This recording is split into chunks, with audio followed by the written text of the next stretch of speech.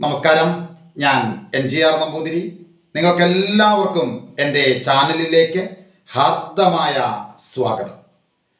ഇതുവരെ ഞാൻ പറഞ്ഞ എല്ലാ കഥകളും കഥാപ്രേമികളായ നിങ്ങൾക്ക് ഒരുപാട് ഇഷ്ടമായി എന്ന വിശ്വാസത്തോടെ വിക്രമാദിത്യ കഥയിലെ ഭോജരാജാവിനോട് 9ാമത്തെ പ്രതിമയായ മധുമതി എന്ന പേരുള്ള സാലഭഞ്ജിക പറഞ്ഞ കഥയിലേക്ക് എല്ലാവർക്കും എൻ്റെ ഹാർദമായ സ്വാഗതം. 9ാം ദിവസവും ഭോജരാജാവ് കുളിച്ചൊരുങ്ങി സന്ധ്യാവന്ദനവും തേവാരവുമൊക്കെ കഴിഞ്ഞ് സിംഹാസനമേറാൻ തയ്യാറായി പടികൾക്ക് താഴെ എത്തി. അപ്പോഴേക്കും സിംഹാസനാരോഹണ നാടകം കാണാൻ നാടിൻ്റെ നാനാഭാഗത്ത് നിന്ന് മാത്രമല്ല പുറംദേശങ്ങളിൽ നിന്ന് പോലും ആളുകൾ എത്തിയിരുന്നു. എല്ലാവർക്കും വെയിലേൽക്കാതെ നിൽക്കാൻ പാകത്തിന് വലിയ പന്തലും കെട്ടിയൊരുക്കിയിരുന്നു.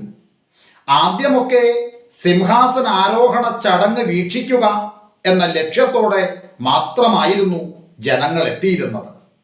എന്നാൽ ഇപ്പോൾ സംഭവം മാറി. സാലഭഞ്ജികകളുടെ കഥ കേൾക്കുക എന്ന ഉദ്ദേശത്തോടെയായി ജനപ്രവാഹം. 8 പടികൾ ചവിട്ടിക്കയറി ഭോജരാജാവ് 9ാമത്തെ പടിയിലെത്തി. പതിവ് പോലെ അവിടെ നിന്ന മരപ്രതിമ ഭോജനെ തടഞ്ഞു.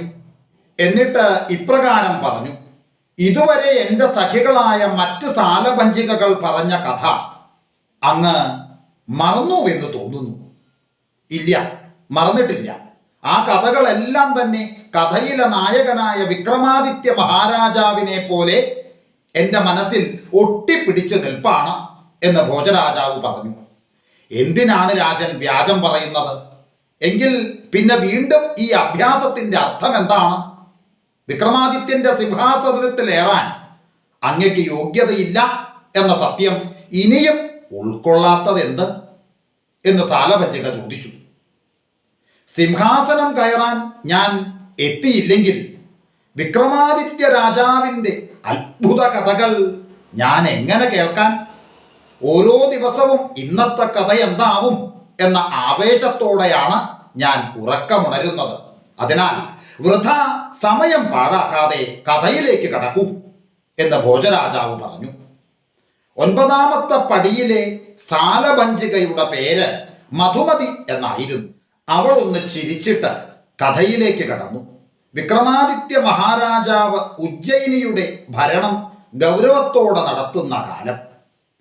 അയൽദേശങ്ങളെല്ലാം തന്നെ അദ്ദേഹത്തിൻ്റെ അധീനതയിലായി. രാജ്യത്തിൻ്റെ വിസ്തൃതി കടലോളം വ്യാപിക്കുകയും പ്രശസ്തി ആകാശത്തോളം ഉയരുകയും ചെയ്തു. വെറും ഒരു രാജാവ് എന്ന നിലയിൽ നിന്ന് ഭൂമിയിലെ ഏറ്റവും മഹാനായ ചക്രവർത്തി എന്ന പദവിയിലേക്ക് വിക്രമാദിത്യ പെരുമ അങ്ങോട്ട് വളർന്നു. അങ്ങനെ 6 മാസത്തെ രാജ്യഭരണത്തിന് ശേഷം കാടാറു മാസക്കാലം വീണ്ടും വന്നെത്തി. പരദേവതയെ തൊഴുത് നമസ്കരിച്ചിട്ട് ഭട്ടിയും വേതാളവുമൊത്ത് വിക്രമാദിത്യൻ വനത്തിലേക്ക് പുറപ്പെട്ടു. ദിവസങ്ങൾ പലത് കഴിഞ്ഞു. അങ്ങനെ ദക്ഷിണ ദിക്കിലുള്ള തുംഗഭദ്ര നദിയുടെ കരയിലെത്തി. ഉച്ചവെയിലിൻ്റെ ക്ഷീണമകറ്റാൻ നദിയിൽ വിസ്തരിച്ച് കുളി കഴിഞ്ഞ് തീരത്തുള്ള മരച്ചുവട്ടിൽ ചെറിയൊരു വിശ്രമം നടത്തി. വിക്രമാദിത്യൻ അതിനുശേഷം വീണ്ടും പുറപ്പെട്ടു. ഹരണികം വനത്തിലൂടെയായി പിന്നത്തെ യാത്ര. കാതങ്ങൾ പിന്നിട്ടപ്പോൾ അകലെ വീടുകളും വയലുകളുമൊക്കെ അങ്ങോട്ട് പ്രത്യക്ഷമായി.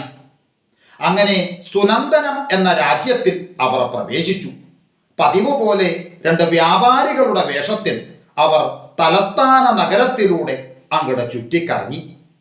അങ്ങനെ നഗരത്തിൻ്റെ മധ്യഭാഗത്തായി വലിയൊരു തടാകമുണ്ടായിരുന്നു. ശുദ്ധജലം കോരിയെടുക്കാൻ സ്ത്രീകൾ കുടങ്ങളുമായി അവിടേക്ക് പോകുന്നത് കാണാമായിരുന്നു. ആ പാതയുടെ ഒരു വശത്തായി ഒരു യുവതി മരിച്ചു കിടക്കുന്നത് കണ്ട് കഷ്ടം എന്ന് പറഞ്ഞ് പലരും വഴിമാറി പോകുന്നതും കാണാമായിരുന്നു. ആ സമയത്ത് ഒരു കുമാരിയും അവളുടെ ജ്യേഷ്ഠത്തിയും കൂടി ജലമെടുക്കാൻ അതുവഴി വന്നു. ആ മരിച്ചു കിടക്കുന്ന യുവതിയുടെ അനാഥ ശവം കണ്ട് മുതിർന്നവൾ കഷ്ടം എന്ന് പറഞ്ഞു. ഉടനെ ഇളയവൾ ജ്യേഷ്ഠത്തിയോട് ചോദിച്ചു, അവളെ അറിയില്ലേ എന്ന് ചോദിച്ചു. അറിയാം, ആ വടക്കേ തെരുവിൽ ഒറ്റയ്ക്ക് താമസിക്കുന്നവളല്ലേ, അവളുടെ സ്വഭാവം ശരിയല്ല എന്നാണ് പറഞ്ഞു കേൾക്കണത് എന്ന് ജ്യേഷ്ഠത്തി ഇളയവളോട് പറഞ്ഞു. അത് കേട്ടപ്പോൾ ജ്യേഷ്ഠത്തിയോട് ഇളയവൾ ചോദിച്ചു, അങ്ങനെയാണെങ്കിൽ സ്വഭാവം ശരിയല്ലാത്ത എത്രയോ പേരുണ്ട്, അവരൊക്കെ ഇതുപോലെ അനാഥശവമായി കിടക്കുന്നില്ലല്ലോ എന്ന് ചോദിച്ചു. അത് കേട്ടപ്പോൾ ജ്യേഷ്ഠത്തി ഇളയവളോട് ചോദിച്ചു, അതെന്താ കാരണം എന്ന് ചോദിച്ചു. അപ്പോൾ അനിയത്തി പറഞ്ഞു, കാരണം എന്താന്ന് ചോദിച്ചാൽ ഇവളൊരു പമ്പര വിഡ്ഢിയായിരുന്നു. സ്വഭാവ ദൂഷ്യമുണ്ടെന്ന് നാട്ടുകാരെ കൊണ്ട് പറയിപ്പിച്ചാൽ പിന്നെ പെണ്ണിന്റെ ഭാവി പോയില്ലേ എന്ന് ഇളയവൾ പറഞ്ഞു. അത് ശരിയാണ്, എന്നാലും ഇങ്ങനെയൊരു ഗതി അവൾക്ക് വന്നല്ലോ എന്ന് ജ്യേഷ്ഠത്തി പറഞ്ഞപ്പോൾ ഉടനെ അനിയത്തി പറഞ്ഞു, അത് അവൾ സ്വയം എഴുതിയ തലയിലെഴുത്താണ്.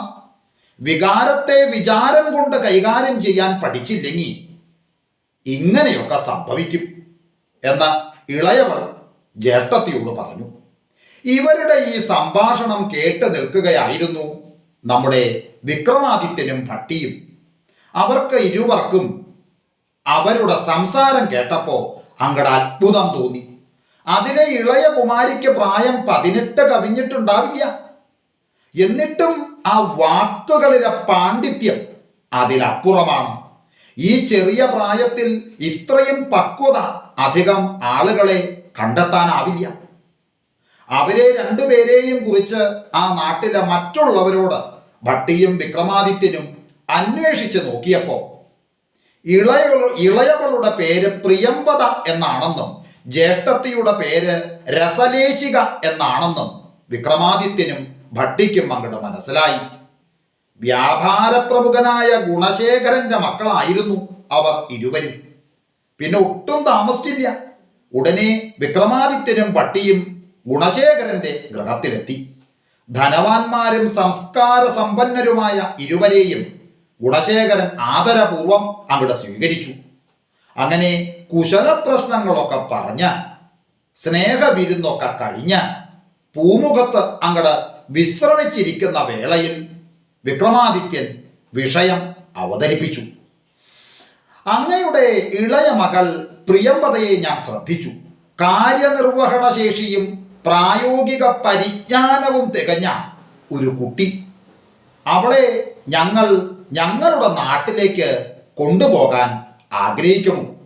വേണ്ടത്ര പഠിപ്പും നല്ല പരിശീലനവും നൽകിയാൽ ഒരുപക്ഷെ അവൾ ഒരു നാട് ഭരിക്കാൻ പോലും പ്രാപ്തയാണെന്ന് എനിക്ക് തോന്നുന്നു. ഗുണശേഖരൻ വിക്രമാദിത്യന്റെ ആ ആവശ്യം സസന്തോഷം അങ്ങോട്ട് സ്വീകരിച്ചു. എന്നിട്ട് പ്രിയംവദയെ അവരോടൊപ്പം അയക്കാൻ അയാൾ സമ്മതം മൂടി. അങ്ങനെ മാതാപിതാക്കളുടെ ആശീർവാദത്തോടെ പ്രിയംവദ ആ രണ്ട് വ്യാപാരികളോടൊപ്പം അങ്ങോട്ട് യാത്ര തിരിച്ചു. പ്രിയംവദ എന്തായാലും അതിസമർത്ഥയാണെന്ന് അവളുടെ സംഭാഷണത്തിൽ നിന്നു തന്നെ വിക്രമാദിത്യൻ നേരത്തെ ഊഹിച്ചിരുന്നു. ഇനി പ്രശ്നങ്ങളെ അവൾ എങ്ങനെ നേരിടുന്നു എന്നതുകൂടി അങ്ങോട്ട് കണ്ടെത്തണം. ദീർഘമായ യാത്ര, ദുർഘടമായ വഴി, മലയും പുഴയും പലതും കടന്ന് അവർ 3 പേരും അങ്ങനെ പശ്ചിമ ദിക്കിലേക്ക് നടന്നു. യാത്രക്കിടയിൽ പ്രിയംവദ വിക്രമാദിത്യനോടോ ഭട്ടിയോടോ ഒന്നും ചോദിച്ചില്ല. അതുപോലെ തന്നെ വിക്രമാദിത്യനോ ഭട്ടിയോ അവളോടൊന്നും പറഞ്ഞൂല്ല. അങ്ങനെ നടന്ന് വിന്ധ്യഗിരിയുടെ ഒരു ചെരുവിൽ അവരെത്തി. അവിടെ വലിയൊരു കോട്ട കണ്ട് അവർ നിന്നു. അവിടെ സമീപത്ത് വളരെ കുറച്ച് ആളുകളെ താമസക്കാരായുള്ളൂ. ആകെ 8-10 വീടുകൾ മാത്രം. അവർ ആ വമ്പൻ കോട്ടയുടെ മുന്നിലെത്തി. ഏതോ പ്രതാപശാലിയായ രാജാവിൻ്റെ കോട്ടയായിരുന്നു അതെന്ന് അവർക്ക് വ്യക്തമായി മനസ്സിലായി. വിക്രമാദിത്യൻ ആ കോട്ടയുടെ നിജസ്ഥിതി അങ്ങോട്ട് അന്വേഷിച്ചു വരാൻ നമ്മുടെ വേതാളത്തെ അങ്ങട് ചുമതലപ്പെടുത്തി. അടഞ്ഞു കിടന്ന ആ കോട്ടയുടെ രഹസ്യം നമ്മുടെ വേതാളം ഏതാനും നിമിഷങ്ങൾക്കുള്ളിൽ അങ്ങട് അന്വേഷിച്ച് കണ്ടെത്തി. ശുഭാംഗൻ എന്ന പേരുള്ള ഒരു രാജാവായിരുന്നു ആ കോട്ടയ്ക്കുള്ളിൽ വാണിരുന്നത്. പുരാതനമായ ശശബിംബ വംശത്തിലെ അവസാന കണ്ണിയായിരുന്നു ശുഭാംഗൻ. പക്ഷേ ആ രാജാവിന് കുട്ടികളില്ലായിരുന്നു. തൻ്റെ കാലത്തിനു ശേഷം വംശപരമ്പര അവസാനിക്കൂലോ എന്നോർത്തപ്പോ ആ രാജാവിന് വലിയ മനസ്താപം അങ്ങോട്ട് അനുഭവപ്പെട്ടു. അതോടെ കോട്ടയ്ക്കുള്ളിലെ സകല ജനങ്ങളെയും പുറത്താക്കി കോട്ടവാതിൽ പൂട്ടി നമ്മുടെ ശുഭാംഗൻ അങ്ങോട്ട് ദേശം വിട്ട് യാത്രയായി. അതിനുശേഷം വർഷങ്ങൾ കഴിഞ്ഞു. ഇപ്പോ ഈ കോട്ടയും കൊട്ടാരവും അങ്ങോട്ട് വിസ്മൃതിയിലായി. മാത്രല്ല, അതിനുശേഷം ആരും ശ്രമിച്ചിട്ടും ആ കോട്ടവാതിൽ തുറക്കാനുമായിട്ടില്ല. എന്നെങ്കിലും ഒരു ദിവസം നമ്മുടെ വിക്രമാദിത്യ ചക്രവർത്തി അതുവഴി സഞ്ചരിക്കുമെന്നും അതോടെ കോട്ടവാതിൽ തുറക്കപ്പെടുമെന്നും ഒരു സന്യാസി പണ്ട് പ്രവചിച്ചിരുന്നു. വിവരങ്ങളൊക്കെ മനസ്സിലാക്കിയ നമ്മുടെ വിക്രമാദിത്യ മഹാരാജാവ് നേരെ കോട്ടവാതിൽക്കലെത്തി ആ വാതിലിൻ്റെ പൂട്ടിൽ അങ്ങോട്ട് കൈവച്ചു. അതോടെ പൂട്ടു തുറന്നു. അങ്ങനെ ആ കോട്ടവാതിൽ തള്ളി തുറന്ന് അവർ അകത്തേക്ക് പ്രവേശിച്ചു. അതിഗംഭീരായിരുന്നു ആ കോട്ടയ്ക്കുള്ളിലെ കാഴ്ചകൾ. അനവധി കൊട്ടാരങ്ങൾ, പാണ്ഡികശാലകൾ, വെടിപ്പുരകൾ, ആനക്കൊട്ടിലുകൾ, കുതിരാലയങ്ങൾ, അങ്ങനെയെല്ലാം ആരെയോ കാത്തിരുന്ന പോലെ അവിടെ അകത്തായി അങ്ങനെ നിലകൊണ്ടിരുന്നു. കോട്ടയ്ക്ക് നടുവിലെ വലിയ ജലാശയത്തിൽ സ്ഫടിക സമാനമായ ജലം അങ്ങനെ നിറഞ്ഞു കിടക്കുന്നു. പിന്നീട് പൊടിയും കരിയിലയും നിറഞ്ഞ ആ വീതിയിലൂടെ അവർ നടന്ന് അങ്ങനെ പ്രധാന കൊട്ടാരത്തിൽ അങ്ങോട്ട് പ്രവേശിച്ചു. 100ഓളം മുറികൾ ഉണ്ടായിരുന്ന ആ അത്ഭുത മന്ദിരത്തിലെ കാറ്റും വെളിച്ചവും കൂടുതലുള്ള ഒരു മുറി കണ്ടുപിടിച്ച് അത് വൃത്തിയാക്കി അവിടെ അവർ വിശ്രമിച്ചു. ഇനി കുറെ കാലം എന്തായാലും ഇവിടെ കഴിയാം എന്ന് കോട്ടയുടെ മുകളിൽ നിന്ന് പ്രകൃതി ദൃശ്യം ആസ്വദിച്ചുകൊണ്ട് വിക്രമാദിത്യൻ അങ്ങോട്ട് പറഞ്ഞു. പക്ഷേ ആഹാര സാധനങ്ങൾ പുറത്തു പോയി ശേഖരിക്കേണ്ടി വരും എന്ന് ഭട്ടി പറഞ്ഞു. അതിനെന്താ, പ്രിയംവദയെ കൊട്ടാരത്തിലാക്കി കോട്ടവാതിൽ പൂട്ടി നമുക്ക് പുറത്തു പോകാം. ഇവിടെ അവൾ എന്തായാലും സുരക്ഷിതയായിരിക്കും എന്ന് വിക്രമാദിത്യൻ ഭട്ടിയോടും പറഞ്ഞു. അങ്ങനെ അന്ന് മുതൽ ദിവസേന പ്രഭാതത്തിലുള്ള കുളിയും ജപവുമെല്ലാം കഴിച്ച ശേഷം എന്നും വിക്രമാദിത്യനും ഭട്ടിയും കൂടി പുറത്തിറങ്ങി പോവുക എന്നതൊരു പതിവാക്കി. എന്നിട്ട് വൈകുന്നേരമാകുന്നതുവരെ അവർ ആ പ്രദേശമൊക്കെ അങ്ങോട്ട് ചുറ്റി നടക്കും.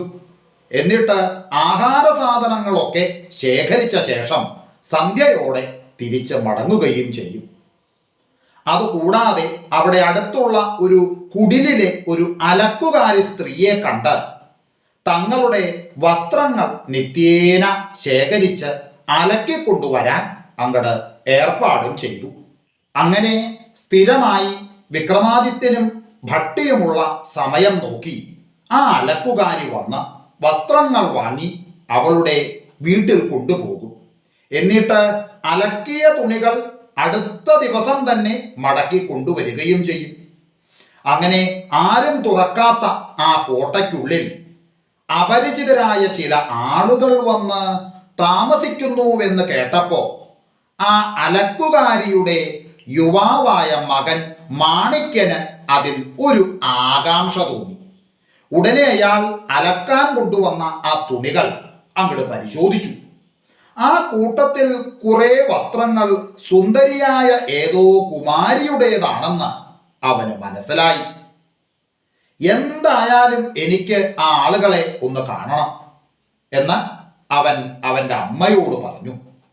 അത് കേട്ടപ്പോ ആ അമ്മ പറഞ്ഞു, എൻ്റെ പൊന്നു കുഞ്ഞെ, നീ അപകടത്തിലൊന്നും ചെന്ന് ചാടണ്ട.